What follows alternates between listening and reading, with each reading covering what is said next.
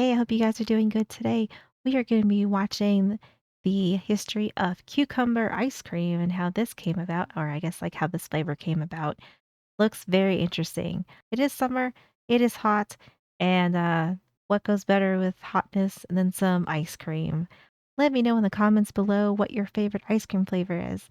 Mine is mint chocolate chip. That's probably been a favorite of mine since I was a kid. So I would say for sure that is my favorite flavor. If you do get a chance, I'd appreciate if you can leave a like and subscribe. It would help me out a bunch. And I will have Max's video linked in my description below, so be sure to go and like and subscribe to his channel. He does an amazing, amazing job. All right, let's check out this Victorian cucumber ice cream. All right, per usual, before we get started, what is behind us? Oh my gosh, I feel like I should know one of these at some point. It is adorable though. I like it. Whatever it is, I like it. The Queen of the Ices. No, not her. This lady, Agnes Bertha Marshall, one of history's greatest culinary entrepreneurs and author of hundreds of recipes, including this one for cucumber ice cream. So thank you to HelloFresh for sponsoring this video as we make Victorian cucumber ice cream, this time on Tasting History.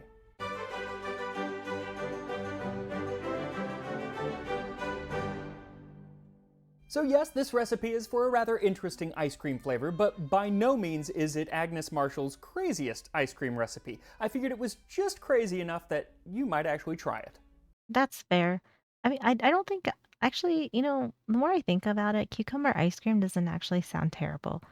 Kind of sounds like it would be refreshing. Although I am a little bit concerned as to this isn't her craziest one. What is the crazy one? That I gotta know. Cucumber cream ice. Peel and remove the seeds from the cucumber, and to one large-sized cucumber add 4 ounces of sugar and a half pint of water. Cook till tender. Then pound and add to it a wine glass of ginger brandy and a little green coloring, and the juice of 2 lemons. Pass through a tammy and add this to 1 pint of sweetened cream or custard. Freeze and finish as usual. So one ingredient here Doesn't sound like this is too bad. It actually really sounds good. It kind of sounds good. of sweetened cream or custard. Freeze and finish as usual. So one ingredient here needs a little explanation, and that is the green coloring. Now, she actually in later recipes says to use her version of green coloring, which she says is non-toxic. And she has to say that because throughout much of the 19th century, many of the food colorings were very toxic. See, vegetable food It's very toxic. Oh my god. Are people getting sick from it? Oh man. dyes had been around for centuries, but by the 19th century they started to lose popularity in favor of something that could give you really vibrant colors, like copper salts, mercury-laced vermilion, or even the famous Scheele's green. So the 1970s Oh god. Some of this doesn't sound like a good idea. Some of this does not sound like a good idea. mercury-laced vermilion, or even the famous Scheele's green. So the 1970s had avocado green, the 1990s was all about beige, but the 19th century, the color was Scheele's green. Developed by chemist Carl Scheele, it was used to dye clothes, paint, wall. This is a very pretty green though. I will say that much. This is a very, very nice green. It's beautiful. It sounds like it's a little scary, maybe. I don't know. But it is beautiful. Green. Developed by chemist Carl Scheele, it was used to dye clothes, paint, wallpaper, drapes, and even food. The only issue was it was extremely high in arsenic, and so often Oh. when women wore the clothes, they would get sick. And it's even thought that it may have led to the cancer that killed Napoleon Bonaparte, as the walls of his house of exile on St. Helena were wallpapered Scheele green. Oh my god. I did not know that. I did not know that arsenic was used as a color dye. Holy crap. Yeah, well, I guess that would cause some problems for sure. Yep. Yep. I think that would definitely cause some problems. As the walls of his house of exile on St. Helena were wallpapered Scheele green. And there are several cases of it being used to dye food. There was actually one time where it killed 3 dinner guests. So no matter what you Oh. use, make sure it's non-toxic. You want to Yeah, let's not be toxic with our food like that. That does not sound like a good idea. That doesn't sound like a good idea at all. 3 dinner guests. So no matter what you use, make sure it's non-toxic. You want to stay nice and healthy. And another way to eat nice and healthy is by ordering from today's sponsor, HelloFresh. And after you eat your meal from HelloFresh, you can finish up with dessert like cucumber ice cream. And for this recipe, what you'll need is 1 large cucumber. She's not specific as to which kind of cucumber to use. I used an English cucumber, but a garden cucumber will work just as well. A heaping half cup or 115 grams castor sugar, 1 1/4 cup or 295 milliliters of water, a little bit of that non-toxic food dye, and how much you use is really going to be up to you, but we'll get to that later. A bit less than 1/4 cup or 55 milliliters of ginger brandy, and you can use I've never had ginger brandy. I didn't even know ginger brandy was a thing. It sounds pretty good though. It sounds pretty tasty. that later. A bit less than 1/4 cup or 55 milliliters of ginger brandy, and you can use more or less, but Whitaker's Almanac says a wine glass is 2 imperial ounces, which is a little less than 1/4 cup. Also, as I've never actually had ginger brandy, I might as well Oh, give it there a you go. taste, right? Yeah. Ooh, smells gingery. I do Surprise, love surprise. ginger. That is gingery. Yeah, that's good though. A quarter Oh, I kind of feel like that would be a pretty good combination with the cucumber, like a cucumber ginger flavor, and then it's gonna be probably like a little bit sweet. And then if you can get that hint of lemon flavor in there, I think this sounds pretty good. This sounds promising to me. cup or 60 milliliters of lemon juice, 2 1/2 cups or 590 milliliters of cream, and another heaping half cup or 115 grams of castor sugar. So first peel the cucumber, then slice it in half lengthwise and scoop out the seeds. Then chop it up into small pieces. Then put that into a small saucepan with the water and the sugar, and heat it over medium heat for about 15 to 20 minutes or until it's very, very tender. Then mash the cucumber until as smooth as you can get. Then add the ginger brandy and the green food coloring. So here is where it's Ooh, completely up to you how that's much very to green. use. Now, I'm making it pretty dark because you're going to be adding a bunch of cream, which is going to lighten it up, and I Mm. want it to be sort of looking like the cucumber, maybe not quite as dark, because how she used to do it was to mold the ice cream into the shape of whatever flavor it would be. So she would get a cucumber Oh, mold and make the ice cream actually look like a cucumber, sadly. I actually love that. I love that. We should bring this back. We should have ice cream in fun shapes again because I love this. I love that. Would be. So she would get a cucumber mold and make the ice cream actually look like a cucumber. Sadly, I do not have said mold, but one of these days it'll be on One my day. Christmas list. Yeah. Either way, you can make it nice and light green or dark green or mint green. It's really up to you. Then add in the lemon juice and stir everything together, then pour it through a sieve. So in the recipe she says to use a tammy, but she doesn't say whether it's a tammy cloth or a tammy sieve, and elsewhere she's very specific. So I don't know why she wasn't specific here, but I used a tammy sieve because I tried it with a cloth and it didn't work. So Sounds go ahead and use messy. a sieve. Then separately you're going to make your sweetened cream. Now in the recipe she says you can either use sweetened cream or custard, and she has several recipes for custard. One is very rich, one is ordinary, one is common, and one is cheap. They all include Oh, either eggs or vanilla or sometimes gelatin, and they could all work for this, but frankly, the sweetened cream is really all that you need for this ice cream. And she says to that's make fair. that by mixing the imperial pint of cream with the rest of the sugar. Then mix that in with the rest of the ingredients and pour it into an ice That cream looks maker. very nice. Now I'm using a modern ice cream maker, and while mine is electric, I feel like his ice cream is gonna look really, really refreshing and great for summer because I feel like I'm dying right now. It is very hot today and I am not a summer person. So I'm trying to bring in some cold energy here, watch an ice cream video. It's not working, but I am loving this video so far. ice cream maker. Now I'm using a modern ice cream maker, and while mine is electric, the one Agnes Marshall used was rather similar, at least in how it froze the ice cream. The way that we're different is that I didn't invent my ice cream maker, but she did invent hers, along with a bunch of other stuff. Born in 1855, Agnes Bertha Marshall would have fit in very well with today's hustle culture. She always had new projects going and was always looking at new ways to monetize them. Unfortunately, we don't know much about her early life. In fact, it wasn't until after she died that her husband, Alfred Marshall, told newspapers that she had made a thorough study of cookery since she was a child, Oh, and that she wow. practiced at Paris and Vienna under celebrated chefs.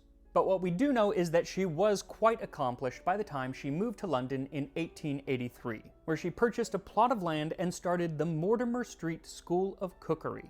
And on opening day, nobody showed up, and Oh, she learned a no. lesson that day in marketing, a lesson that she learned very, very well. Yeah, I bet. Oh, that's so heart-wrenching, though, to, buy this and open this school and everything, and nobody showed up. Ah, that's heartbreaking. But I'm guessing she bounced right back and she's gonna be insanely, insanely successful.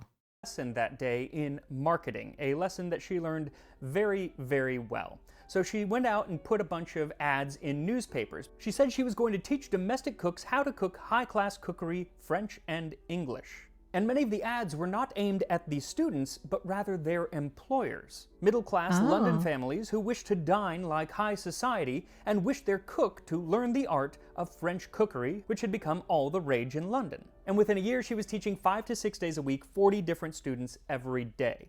yes, that's what we love to hear. She was doing great. She ended up, she sold it. She had good marketing. Good for her. Good for her. In London. And within a year, she was teaching 5 to 6 days a week, 40 different students every day. Unfortunately, there was only one Agnes Marshall, so her business wasn't really scalable. So she had a bit of a think. Hmm. Well, she Yeah. had a passion for ice cream, but it was an expensive and laborious process to make. Ice was very costly as it usually had to be shipped in from Norway, and the current machines available took 30 to 40 minutes to hand crank 1 pint of ice cream. Oh God. So she invented one that used less ice and only took 3 minutes to make the same amount. She got a patent on it, and in 1885 she marketed it in the opening pages of her I love this, and I love that she invented this. This is so cool. I absolutely love this story. This story is amazing. It's, like, heartwarming, and she's, like, a huge staple in making ice cream, which is awesome, which is so awesome. I absolutely love this. She got a patent on it, and in 1885 she marketed it in the opening pages of her first cookbook, The Book of Ices, from which today's recipe comes. Well, the book did okay, but she realized that it wasn't the book sales that were going to make her rich, it was selling that machine to make the recipes in that book. Yep. And if one product made her lots of money, then 2 products would make her lots and lots of money. So she Yeah. decided to make 600 products. Within just a couple She made 600 products? Oh my gosh. Ma'am is working. She is working. That is amazing, though. That is impressive. Holy mo 600. I don't even think I could think of 600 things to make. This is insanely impressive. What a woman. What a woman. This is awesome. lots and lots of money, so she decided to make 600 products. Within just a couple of years, she was teaching people how to make ice cream using her ice cream maker filled with ice kept in her icebox and crushed with her icebreaker and made even colder using Marshall's Ah. brand freezing salts, Yeah, oh yeah, this is a smart woman. This is a smart woman. Oh yeah. Get it, girl. with her icebreaker and made even colder using Marshall's brand freezing salts. The ice cream could then set in her patented ice cave, and it wasn't just ice cream that she was into. She sold pots, pans, gas stoves, ranges, and That's almost every other awesome. cooking tool you could think of. And everything was embossed with her name on it. And She's like the first uh Martha Stewart. I could think of her name for a second. Yeah. I feel like she's the OG founding founding mother of, all things Martha Stewart type deal stuff. Yes, yes. I absolutely love this story, though. I love this. I love this so much. then she got into making ingredients. She sold baking powder, flavor extracts, rice cream, curry Oh powder, my gelatin, gosh. and of course, Marshall's pure harmless vegetable colors, which boasted that the name A.B. Marshall is cast in the glass of each bottle. She also offered over 1,000 ice and gelatin molds, all branded with her Holy. name. She even had a team who would design kitchens using only Marshall brand appliances and then travel throughout England to install those kitchens. That is incredible. That is so cool. I mean, like, I wish that I had this kind of brain power. I really do. This is so admirable. I am blown away by this woman. This is incredible. brand appliances and then travel throughout England to install those kitchens. In her free time, she launched a magazine called The Table. It had recipes, menus, food buying guides geared toward the housewife or the domestic servant, and articles where she could give her feelings on different things in society, like the low quality of butter in England at the time and the adulteration of cocoa in the country. And of course, every other page included ads for her products. Then, in a move of brilliant corporate synergy, she made a second cookbook. And this one often referred to recipes in the first cookbook, so you had to buy the first one if you wanted to buy the second one. Genius. She's a genius. Absolutely genius. This is like what everybody does nowadays, I feel like. So she really paved that road of like this template of like monetization and just how things end up getting sold. That's how I feel. I mean, I'm sure she's clearly not like the only one, but this is incredible. First cookbook, so you had to buy the first one if you wanted to buy the second one. And if you still had some questions, she recommended to the reader on page 2 that they attend her school for cookery where they could take some classes.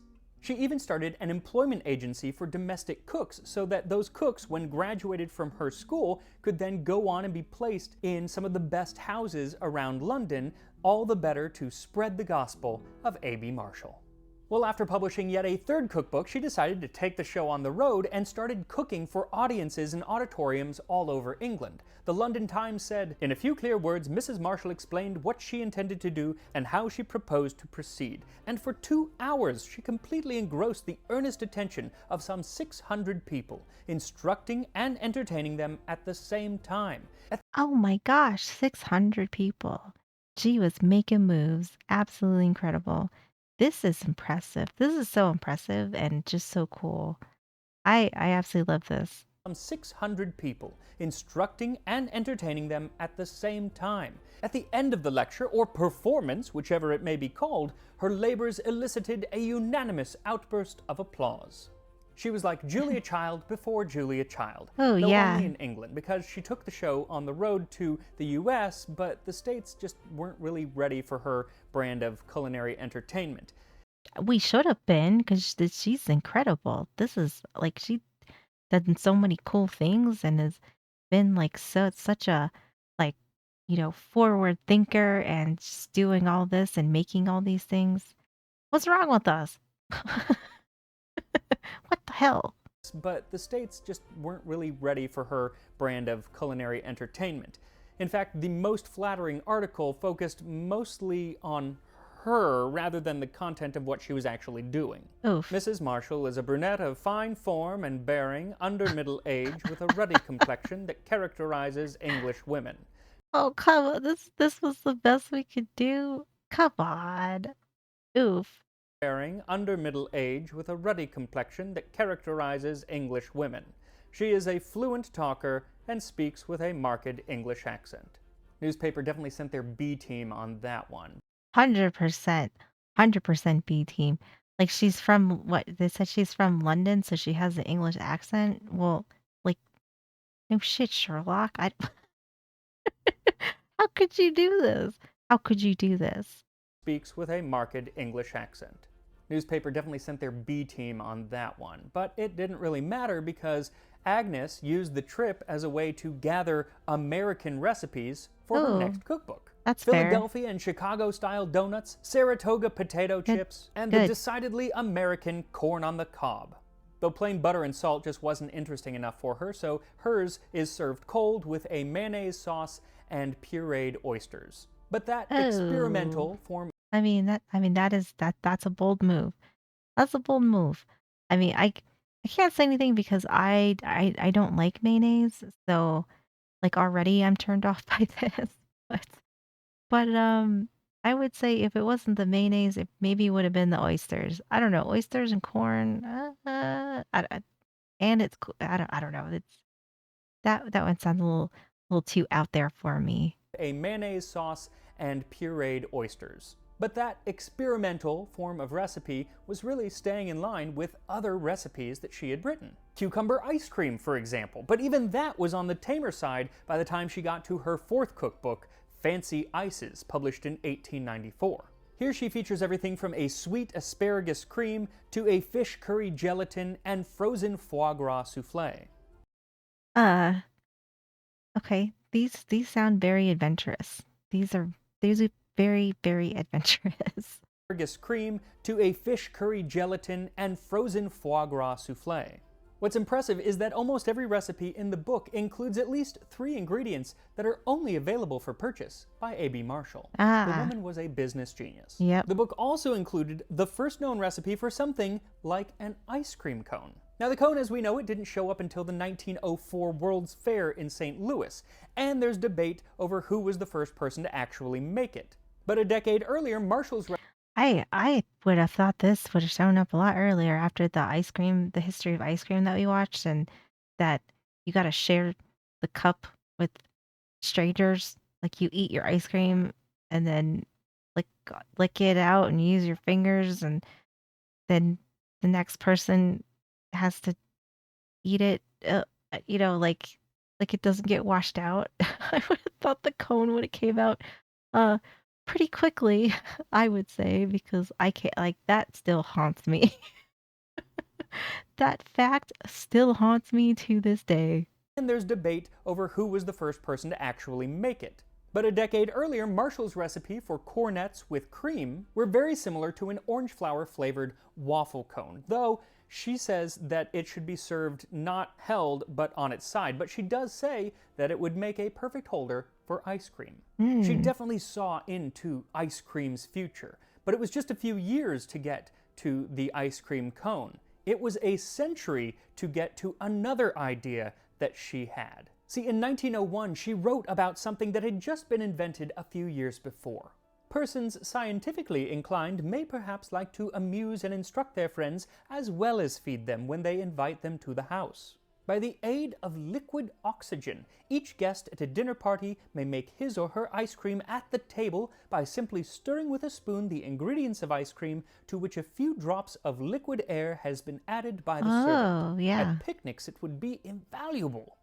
Now, she never got to put her idea into practice, but about a century later, the multi-Michelin star chef and the lover of food history, Heston Blumenthal, started making ice cream at one of his restaurants using liquid nitrogen, though Yep. probably not at picnics.